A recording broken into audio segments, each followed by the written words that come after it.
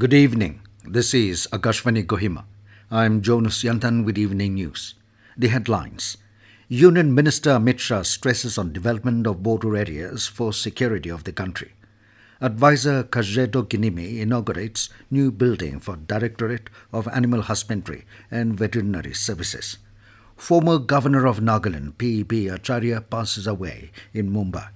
Raj Bhavan Kohima, Nagaland Chief Minister, extends condolences. And Nagaland State Council of Educational Research and Training directs private schools on procurement of textbooks. Now the news in detail. Union Home and Cooperation Minister Amit Shah has said that as long as the Indo-Tibetan Border Force and army personnel are deployed on the border, no one can occupy even an inch of the country's land. Shah was addressing the 62nd Foundation Day celebrations of the Indo-Tibetan Border Police in Dehradun today. The Union Minister stressed on the development of border areas for the security of the country. Emphasizing on the development of border villages, he said the central government has started a vibrant village scheme to stop migration from the border villages. Shah said that on the lines of the army, the central government has reserved quota in aircraft and railways for the Central Armed Police Force. On the occasion, the Union Home Minister presented medals and trophies to the medal-winning officers and winning battalions of ITBP. Advisor for Department of Animal Husbandry and Veterinary Services, Kazheto Kinimi, inaugurated the new building for the Directorate of Animal Husbandry and Veterinary Services at Bezocha in Kohima today. Addressing the occasion, Kinimi stressed on positive work culture among officers and staff and the need for result-oriented efforts. The advisor also unveiled a commemorative plaque and released the 20th Livestock Census report. A host of dignitaries and legislators attended the program. Former Governor of Nagaland, P.B. Acharya, passed away this morning at his residence in Mumbai. He was 93. P.B. Acharya served as Governor of Nagaland from July 2014 to July 2019. Raj Bhavan Kohima has expressed deepest condolences at the passing away of Acharya. A condolence message from the Raj Bhavan Kohima stated that Acharya's remarkable qualities as a genuinely warm, hospitable, generous and down-to-earth person will always be remembered. His compassionate nature and unwavering concern for the welfare of the staff of Raj Bhavan Kohima will forever be cherished. It added that Acharya's dedications to helping the less fortunate, particularly the orphans and destitute, leaves behind a legacy of kindness and compassion. Chief Minister Nipiryo has also condoled the death of state's former governor. He said B.P. Acharya had the distinction of serving with 3 chief ministers of Nagaland. Rio said Acharya was a down-to-earth statesman and a noble soul whose main concern was to serve the people. Describing late Acharya as a kind and good friend to the citizens of Nagaland, Rio, on behalf of the government of Nagaland, extended deepest condolences to the bereaved family members. Deputy Chief Ministers Y. Patan and T.R. Zeliang have also condoled the demise of P.B. Acharya. Y. Patan said Acharya's contributions to Nagaland and its people will always be remembered, who served as a bridge between various groups and communities. T.R. Zeliang described Acharya as a statesman and a true leader who guided and gave advice politically and personally for the good governance of the state. Nagaland State Council of Educational Research and Training, CERT, will oversee the procurement of Nagaland Heritage Studies textbooks for classes 1 to 8 and Nagaland Heritage Studies textbooks, Alternative English, for classes 5 to 8 for the academic year 2024. In this regard, CERT has directed private schools desiring to utilize the Nagaland Heritage Studies textbooks to submit their requirements through CERT, the state's academic authority. It also informed that procurement directly through the publisher will not be allowed. CERT has further instructed the private schools to submit the requirements on or before 30th of this month. This news comes to you from Akashvani Kohima.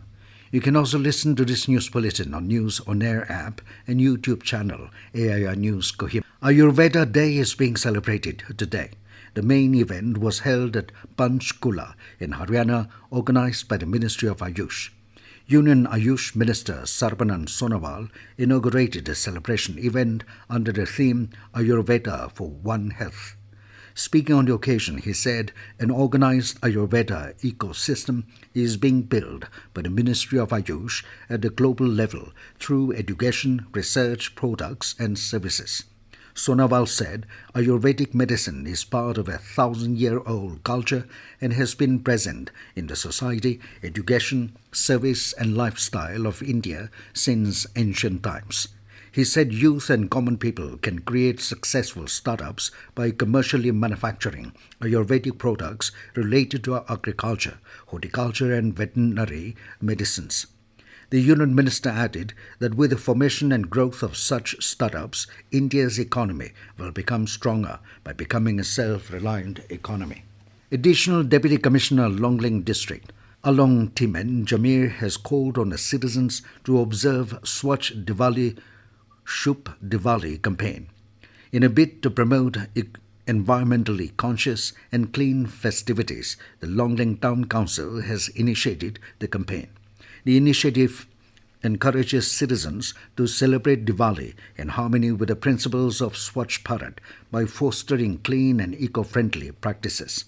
Accordingly, citizens have been asked to categorize waste at its origin to facilitate proper disposal and recycling and minimize the use of single-use plastics. Citizens have also been reminded of the ban on firecrackers, which is crucial for maintaining a pollution-free environment. Nationalist Democratic Progressive Party (NDPP) has stated that passing of the Nagaland Municipal Bill 2023 with 33% women reservation is a historic moment for the state. A press release from NDPP stated that with this feat, it has fulfilled its commitment to gender equality. The release added that every citizen, regardless of gender, should have an equal opportunity to participate in the democratic process and contribute to the betterment of the society. The micro, small and medium enterprises (MSME) sector has achieved a significant milestone by generating over 15 crore employment opportunities. Union MSME Minister Narayan Rane announced this through a social media post. He highlighted the important role of the Uttam portal in facilitating this achievement with the registration of over 3 crore MSME units on the Uttam portal. Out of these 3 crore registered MSMEs, more than 41 lakh are women-owned MSMEs. He noted that among the 15 crore employment opportunities generated, over 3.4 crore are held by women. The Union Minister said MSME Ministry is actively promoting MSMEs, creating new livelihood and empowering individuals across the country. Rane said the government's continued support and initiatives will further strengthen the MSME sector, contributing to India's economic growth and prosperity. The 10-day screen acting training jointly organized by Film and Television Institute of India (FTII) and the Department of Information and Public Relations (DIPR) concluded today. Joint Director of DIPR, Asangla Imsong, lauded the participants for their dedicated engagement throughout the training period. She expressed optimism about future collaborations with FTII and acknowledged the resource person Anita Salim. Imsong also highlighted on the upcoming Nagaland Film Festival to be held during the Hornbill Festival in collaboration with the Ministry of Information and Broadcasting. And now to the news, here are the headlines again. Union Minister Amit Shah stresses on development of border areas for security of the country. Advisor Kazheto Kinimi inaugurates new building for Directorate of Animal Husbandry and Veterinary Services. Former Governor of Nagaland, P.B. Acharya, passes away in Mumbai. Raj Bhavan Kohima, Nagaland Chief Minister, extends condolences. And Nagaland State Council of Educational Research and Training directs private schools on procurement of textbooks. That is all we have in this evening news bulletin. Good night.